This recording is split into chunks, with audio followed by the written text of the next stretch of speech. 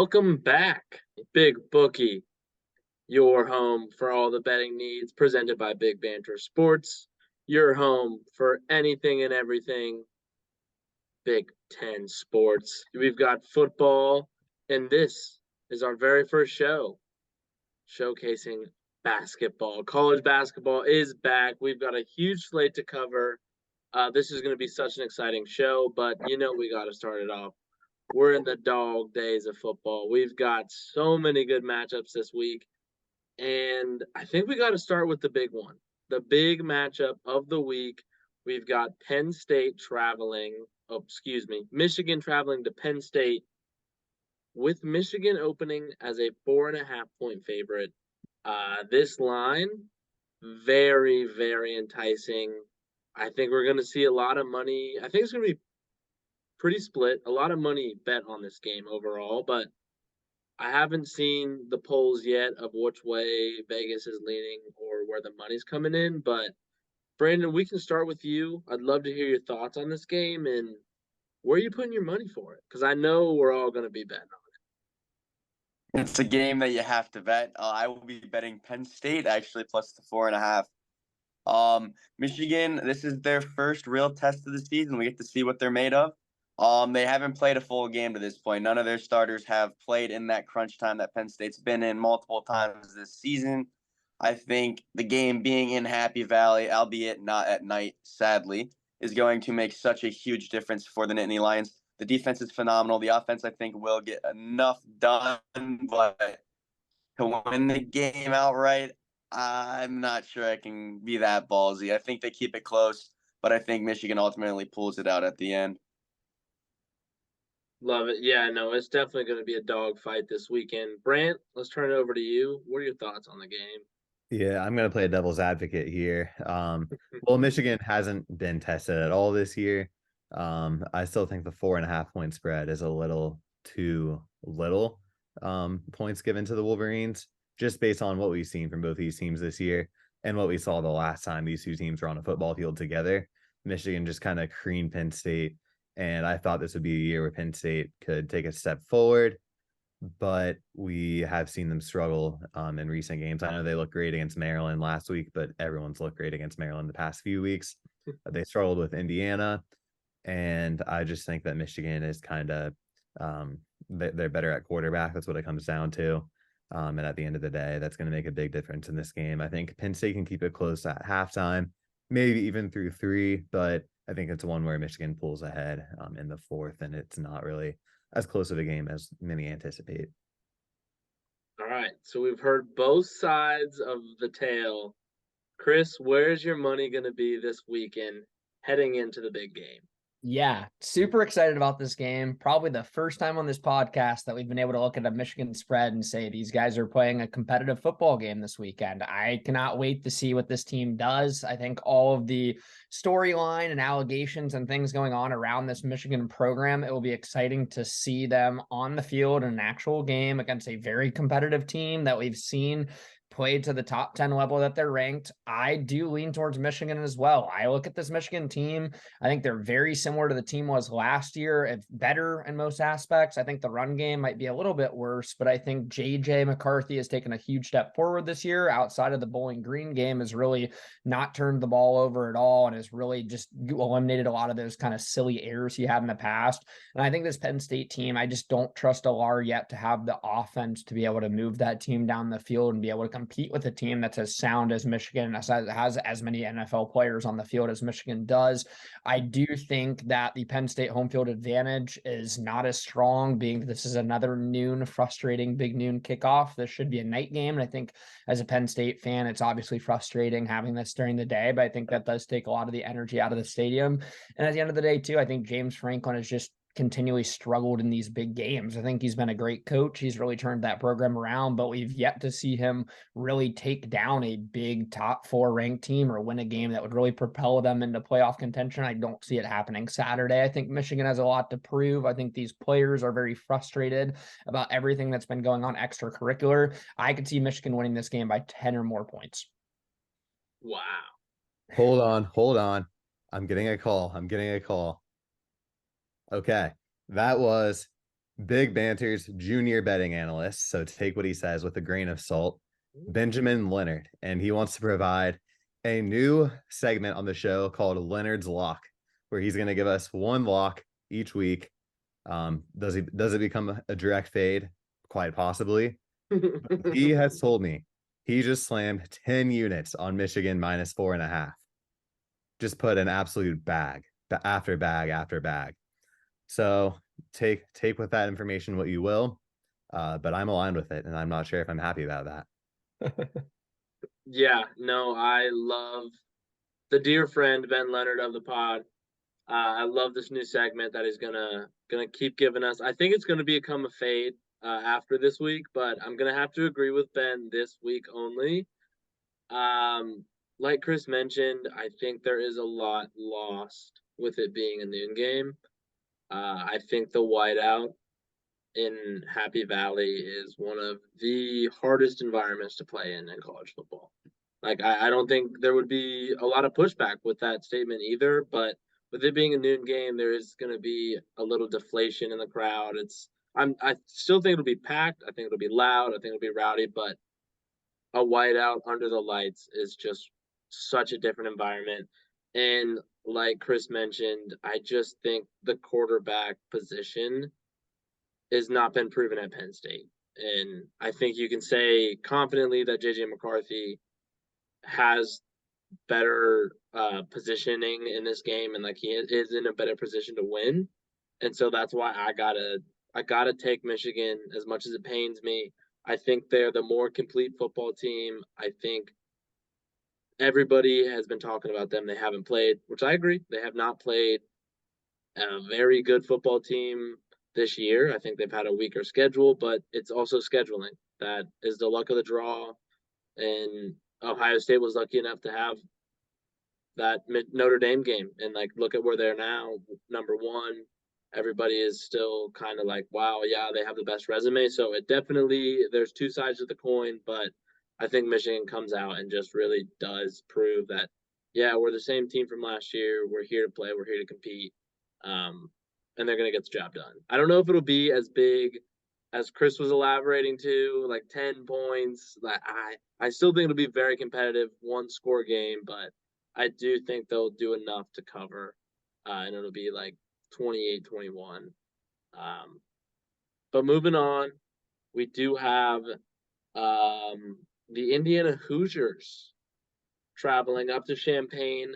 Illinois opens as a 6.5-point favorite, but this season I can't say that either of these teams have been playing complementary football. I think this will be an interesting game, but I do love the line. It's a betting line. Brant, what are your thoughts on this game? I mean, yeah, my thoughts on both of these teams. It's absolute mayhem anytime any of them take the field. You don't know what to expect. You don't know what you're going to get. Seems like they can play with anybody and they can drop a game to anybody. So to see them both on the field together is going to be interesting and definitely not telling about what these teams are because you don't know who's going to show up. That being said, it's in Champaign, but I like the Hoosiers plus 6.5 to keep it close. We've seen Illinois play a bunch of super tight games the past few weeks, whether they win or lose. And the Hoosiers have just been playing better football. You know, they kept it close with Penn State. The Lions needed to squeak that one out at the end 2 weeks ago, and then last week they actually were able to win outright against Wisconsin, which was a big win that I know Brandon probably doesn't want to talk about. We'll So get there. We'll get there. yeah, so my thoughts here. I'm gonna lean into Indiana plus 6.5. I think they've got a better overall defense than Illinois does. And offensively, I'm not really impressed with either team, but I'm gonna lean the Hoosiers to cover. Maybe not win outright, but I like them to cover. Love it. Yeah, I'm leaning the same way. I don't think either of these teams are offensively explosive. So I think closer game kind of plays into Indiana's hands with the 6.5-point spread. But Chris, love to hear where your head's at on this game. Yeah, totally with you guys on this. Indiana last week was a team I was on, and I liked them to cover, and they did. I think we talked last week about Sorsby at quarterback has definitely elevated what Indiana is able to do offensively. They're finally scoring some points now. I think 6.5 is just too big of a spread for an Indiana team that's looked good the past couple of weeks, and an Illinois team that we really don't know what we're going to get. So I would lean towards Indiana as well. Brandon, anything left on this game to close it out? No, make it a clean sweep. Indiana just trounced my hopes last week, beating Wisconsin, and they've just looked a lot better as of late. This game could go either way, and that spread's just too high one way or another. Yeah. Yep.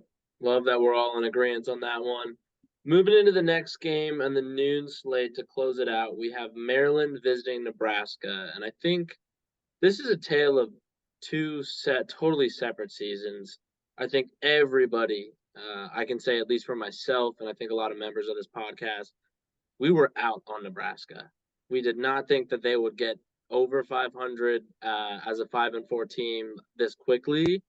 And then you have the other side of the field. You have Maryland, who started out so hot and have dropped so many games so quickly that it seems like they're going in opposite trajectories.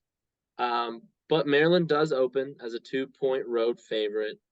Chris, where are you at on this game? Are you going to be putting any money on it?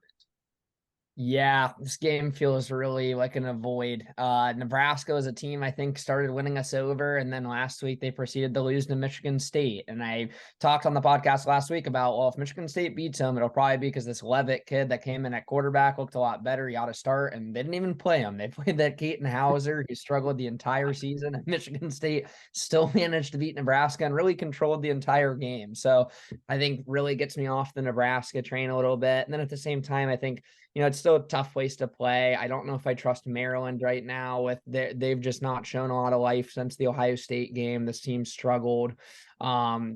Just a kind of an avoid game for me. If I had to lean somewhere on it, I think a Big Ten under is always a good one to pull out. I don't trust either of these two offenses. I think Talea's started to struggle down the stretch, but if I had to make a lean on who would win, I guess I would slightly lean Nebraska at home, being able to get bowl eligible, being able to pull it out just because they do have a slightly better defense than Maryland does. Yeah, the over-under, I just looked it up, sitting at 43 for that game. So I will probably do the same exact thing and tail you on the under. Yeah, I don't love the lines. There's just so many different storylines with this game. I feel like with the season and how it's playing out that I'm with Chris on this one. I'm just going to avoid it, move into the next 3:30 slate, but would love to hear Brant. You putting any money on this game? Yeah, that line's kind of a head scratcher for me. I feel like Nebraska should be favored just the way Maryland has played and with them being at home. So I'm not sure what Vegas is thinking there, but it makes me almost want to lean into Maryland -2. But that being said, we still got a drop of the rule aid. Oh no. And like I've said all season long, I only drink it when the time is right. I didn't drink it last week, and we saw my Spartans pull that one out. I don't know if I'm going to regret this, but I'm going back. Brandon, Plus you two. joining him? You've been the conductor on the Rule A train, and I just want to hear: are you still leading it? Are you riding it till the end of the season?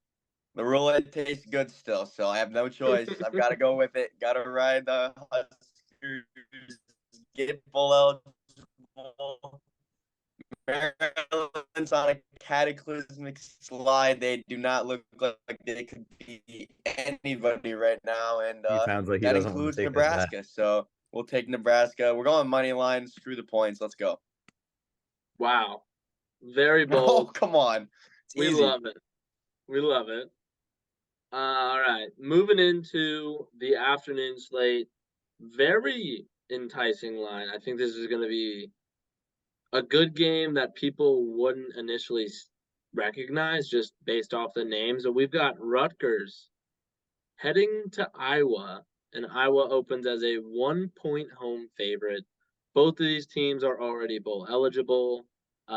Iowa has a very good shot at the Big Ten West with the way that things are shaken out, especially with the Wisconsin dropping last week.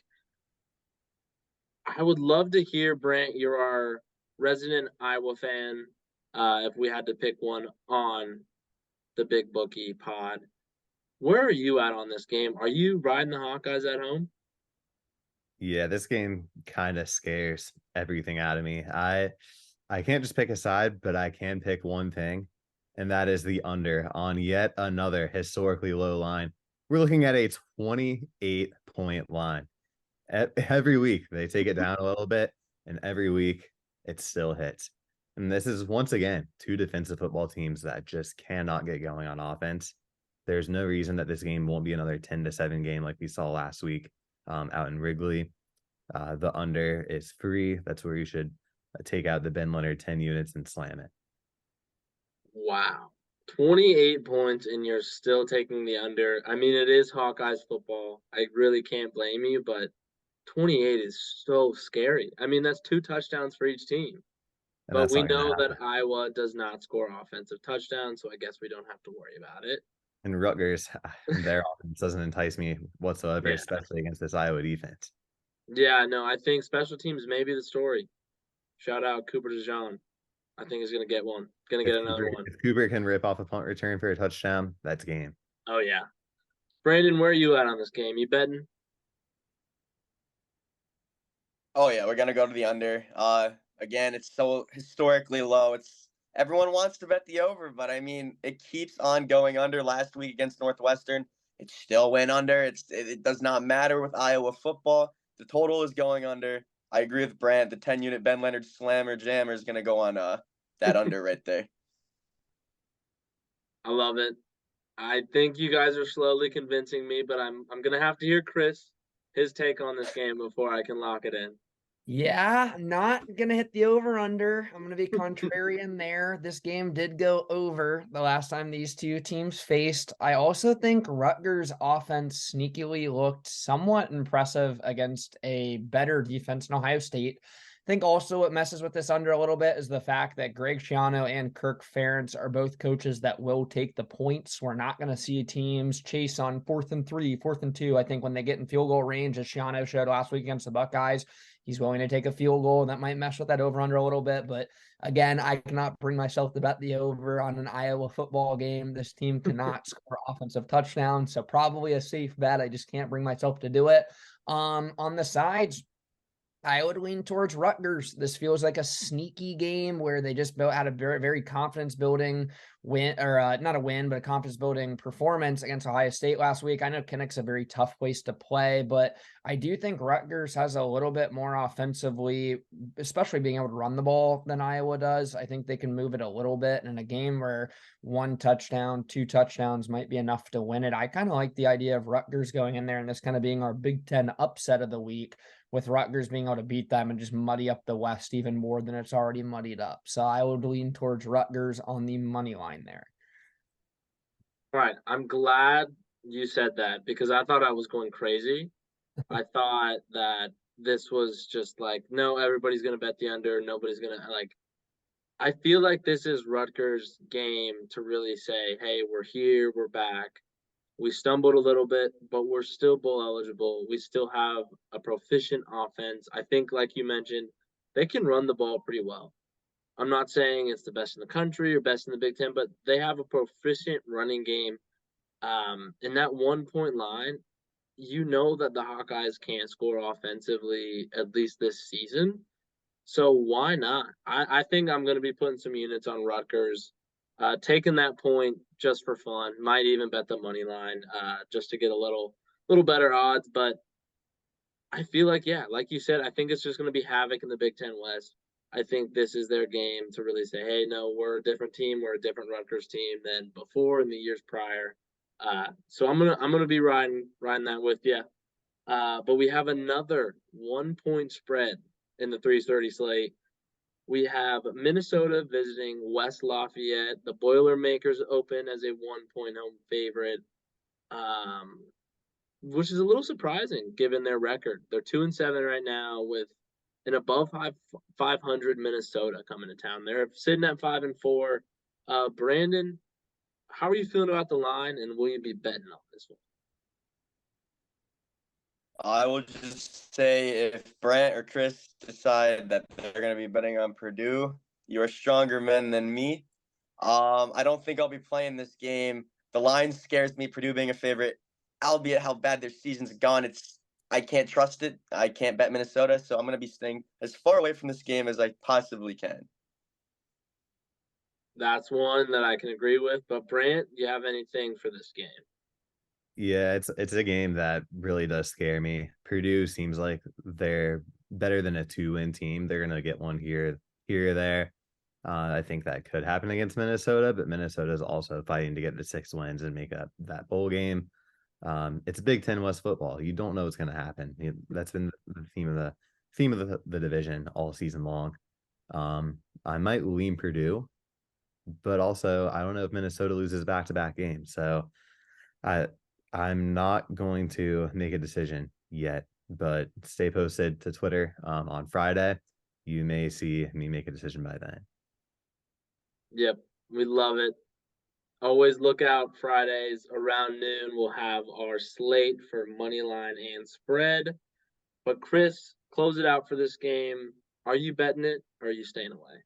Yeah, I love the public fades. I like looking at public action and taking the opposite team if it's available, but you have to pick the right spots to do that. And I don't think Purdue's the right spot to do that, even though I think Minnesota's the trendy, popular pick this week. I can't do that. Just what they haven't shown me enough to make me think they can consistently win ball games, especially against a Purdue team that I think might be able to score a little bit of points just with a veteran quarterback still there. I know they haven't been able to lately, but I also can't take Purdue with how they've looked this year. I don't think that's a team I've really liked all year long. I think they struggle a lot in their secondary defensively.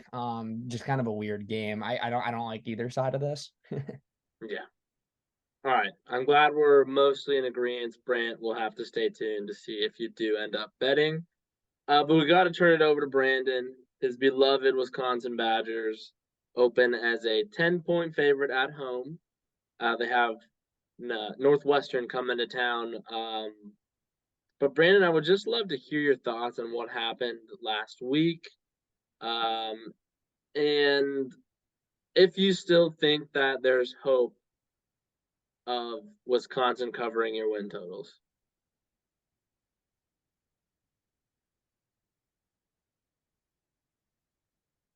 No, we are dead fish in the water with the Wisconsin Badgers this year. I should have not expected so much so early out of Fickle and it to be this year. Not even close. Last week was just the epitome of that. They could not even move the ball against this very mediocre Indiana team. I'm defeated.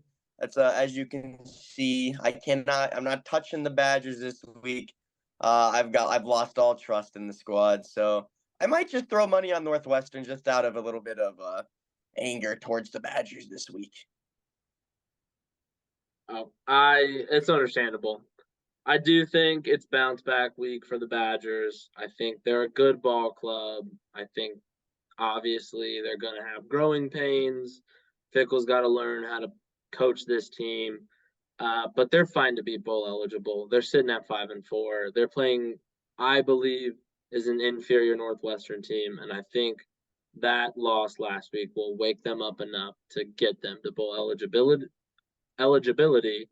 But I think I'm just gonna take them with the points. I was gonna say money line, but I do think that their offense will get clicking enough to cover that. But Brant, where's your head at on this game?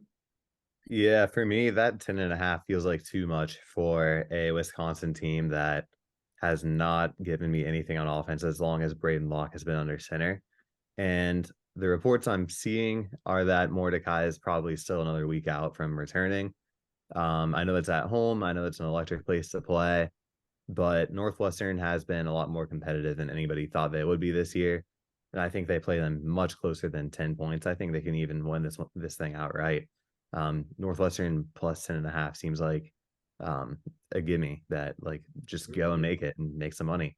And there's actually another one in this game if you want to take the under, because um, as decent as Northwestern has been, you still can't trust them to score points.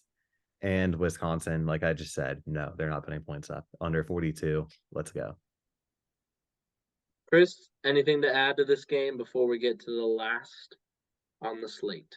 Love Brant's under. I agree with that. Two offenses that struggle. I don't see Wisconsin being able to put up points. And I think what we always say on this podcast with if we're taking low unders, that also leads towards large underdogs. Northwestern plus 10.5. I think the game's going under. I think they would probably end up covering that. I do see Wisconsin winning at Camp Randall, but I think they keep it within 10.5. Love it. Love it. To close us out, we have our night game at the Shoe. Michigan State coming to town. Rather large line this late in the season, I would say that you would expect. OSU opens as a 31.5 point favorite. They have been covering a lot of their games in very weird, miraculous ways. But Chris, would love to hear your thoughts on who's going to win and if you're going to bet this line. Yeah, this Ohio State team's really been a covering machine. Somehow they're pulling these covers out. I don't know how they managed to cover against Rutgers last week, but they did. I think at the Shoe at night, we haven't had a night game there yet this year. I think they're going to be really fired up to be able to go out there, alternate unis. This was supposed to be a big game for Ohio State. And I think with how Michigan State's performed this year, some of that energy has been taken out. But I think also for this Ohio State team, I do think this offense has to be tired of hearing the national media every single week just kind of bash on this OSU team for being number one in the country. I think everyone agrees number one resume, but I think pretty unanimously, I think a lot of people, they've said, this is not the number one team. They've not looked like the number one team. They've not looked dominant. And now Ohio State finally gets a spot against one of these weaker Big Ten teams to once again, like similar to this Purdue game, I think, be able to just go out there and kind of run over these guys. I think there's a lot of guys on the Ohio State team. Just the second strings and third strings in Ohio State are so much stronger than Michigan State's, to where Ohio State's usually a team that once they put their backups in, they still tend to score a couple of touchdowns. I think they cruise to 31. I see this being like a 38 or 42 point victory. I feel very confident with Ohio State at the Horseshoe this weekend, and I could see them pitching a shutout as well. The team total for Michigan State at 7.5, I think, is too high. I don't see that on this Ohio State defense this weekend. Love it. Love it. Brant, how are you feeling about this game? You bet Yeah. it. Yeah, agree with everything that Chris just said. 31 points. I think it's easy for Ohio State against this Michigan State team. I know they're coming off of a win, but it was against Nebraska at home. And like I said last week, they were going to win one eventually, and that was the one. I think they come back and just lay an absolute egg against Ohio State. I think we could see a shutout. And also just the way Ohio State has played Michigan State, even when they're good in recent years, they've blown them out again and again and again. There's no reason why they're not going to go do that again. This with probably the worst Michigan State team we've seen in years. The over under for this game is at 47. It's kind of a tough one. I think Ohio State's going to have to get there on their own if they do it, and they're going to have the most dominant game they've had all season, which I think we will see. But I'm still going to lean under on this game because that's just a lot of points to put up with no help from Michigan State, which I don't think they're going to get. Interesting. That is a very interesting line. I do think Ohio State could get it, but we've just seen, especially with some of the clock changes, it's hard to get those points like you used to get, 63-10 or whatever. But Brandon, would love to hear your thoughts on this game. Yeah, no, I would agree. I'm going to be taking the Ohio State spread as well. Ohio State wants to get started fast in front of the night crowd at the Shoe, especially with how the offense has performed to this point in the season and how bad Michigan State's secondary is typically. I think we're going to see a Marvin superstar first half, maybe put up 100-plus yards by himself in that half. A Buckeyes going to be up about 21, 24, 28, keep on going up. Buckeyes dominate, Buckeyes cruise. We are on to next week. Yeah, I got to echo all of you guys. This, I think, is the get right game for the offense of just like you finally have an inferior defense. You have a lot of players who are healthy now.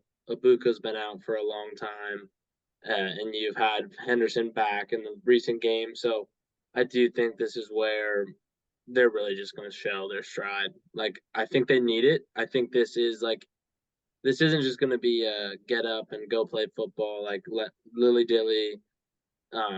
I think this is going to be a game where they come out and they show them, yeah, like Brandon was saying, first night game, they're going to come out juiced, they're going to come out pumped. So I'm expecting them to cover this easily. But I'm definitely looking forward to that night game. Those alternate unis, I think it's going to be sweet. But now we have college basketball. We have an exciting first slate. We're going to get right into it. Let me pull up the list. So we have some games tomorrow. This should be posted actually on Friday, so I guess it will be day of. But Brandon, let's start with you. Any games that you want to plug for the upcoming week that you're going to be betting on, or you think will just be a really good game for our viewers to watch? Well, tomorrow night we've got ourselves quite the game at the Schottenstein Center with number 15 Texas A&M going into Columbus. Ohio State is a -1.5 point favorite to this point. A lot of people probably thought we would be quite the marginal underdogs, maybe 3 to 4 points. But these early season games, Michigan State this week, they went down as massive favorites to James Madison. I'm going to be leaning on Ohio State. I'll be taking the money line in this game. I haven't taken it yet. I'm going to see if the public moves that towards Texas A&M a little bit and try to get in Ohio State at plus money. We'll see if it does get to that point. But I think Ohio State, the crowd's going to be rocking for this early season game. Everyone thinks we shouldn't be favored, so why not? Let's just go for it. I love it. I love it. I know Brant and I should be in the crowd for that game. Really looking forward to it. I as well will be taking that money line, hoping we can get those odds. Because I think it's going to be a tremendous game. I do want to just put this out there now. I am fading Michigan State so hard against Duke. I wanted to make sure I got that pick out there. They play Tuesday night. It should be a very good game. But like Brandon mentioned, they got beat by an unranked, and I'm not saying that James Madison is a bad team. They're favored to win the Sun Belt. I think they're a very good basketball club, but their first loss in like 30 plus years in November at home for Michigan State. And I took them on opening night for the big bookie slate of games. And I want to put it out into the ether that I will be fading Michigan State the entire season. But Brent, love to hear who you're going to bet on this week. Yeah, and I've got my pick. I actually didn't get a chance to look at what the spread is on this game, so I might need to go double check on that. But if anybody knows off the top of their head, I love Wisconsin over Tennessee and Madison this weekend. That's actually a Friday night game as well. This Tennessee, I mean, it's two teams. 2-point spread, maybe? 2-point spread. Is that towards Tennessee, I'm assuming? Yeah, Tennessee by 1.5. That's what I say. Give me 1 second. Okay, yeah. Let me 1.5 Tennessee. Let me rip some Badgers money line then very easily. Two teams that are returning a lot from last year. That's always big, especially in early season college basketball. But I think just the environment and the momentum that this team is carrying from the NIT run they had last year. They went out opening night and looked great. They added a big transfer piece in AJ Storr in the backcourt, who looked solid in his Wisconsin debut. And they've got Nolan Winter, a freshman in the front court, 7-footer, the next Frank Kaminsky, Ethan Happ type guy for these guys. Adding him just kind of takes them to the next step. I love the Badgers at home. I love it. I encourage everybody to put their money on them. Love it. Absolutely love it. Chris, you got a game of the week for us? I had two coming into this, and I hate to be the bearer of bad news and start the banter, but I like Texas A&M over Ohio State. I think Schottenstein Center, unfortunately, I think is one of the weakest home courts in the Big Ten. I think it's way too big to fill up. I think it's not ever a ruckus atmosphere. I personally wish they played games somewhere similar to St. John's that was a little bit smaller, that they could really pack out and get loud. And also, this Ohio State team struggled against Oakland the entire game. I mean, Oakland held a lead for a while earlier this week. Ohio State, to me, I don't know what that team really is. I don't know what their identity is from watching that game. And I think that Texas A&M, they're ranked, they're an SEC school. I do kind of like Texas A&M as an underdog. I was surprised by the line, so I'd lean towards that. And then the other bet I like to be the banter guy, I liked Tennessee against Wisconsin. I think Wisconsin, obviously, really good NIT team. This is like a tough place to play on the road.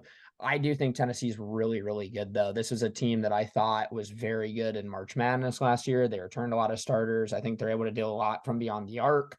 I was surprised by the line, quite frankly. I think Tennessee's rightfully so a top 10 team in college basketball, and to get them at 1.5, I genuinely, and it might be falling into the public trap on that line, but I'm going to fall into it. I like Tennessee tomorrow, and we'll see if the Big Ten can pull these upsets out, but I'm leaning SEC on both those games. Wow. It sounds like we have an SEC snake who's slithered into our podcast tonight. But before we sign off, I would love to hear if any of you guys have a Big Ten champion. I know we literally have had one game maybe for some teams, but just let's hear it. Put it out into the ether. Who do we have winning the Big Ten championship for basketball this year? Anybody want to start? Yeah, I know. I took on the last podcast, I took Purdue. That pick still looks strong after the opening night, and especially with what happened with Michigan State, who was kind of the other favorite in the conference. So I'm sticking with the Boilermakers to win the regular season title. Love it.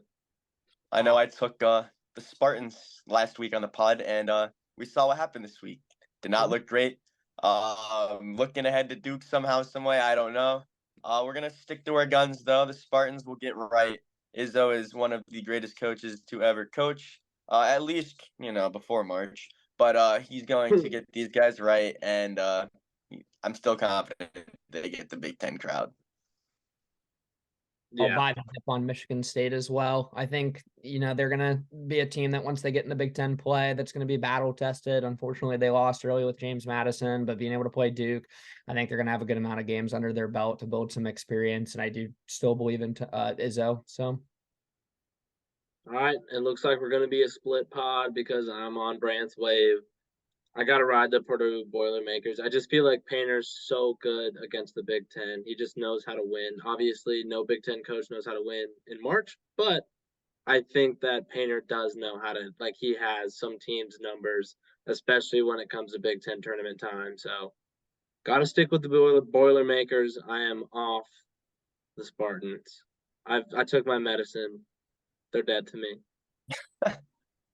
That was a good show, boys. I'm looking forward to doing this every week. We're going to have football while we still have it, these glorious weeks as it closes out, as we're closing in on Thanksgiving. But keep tuning in for college basketball, your home for all of the betting needs for the Big Ten. And we will see you boys next week.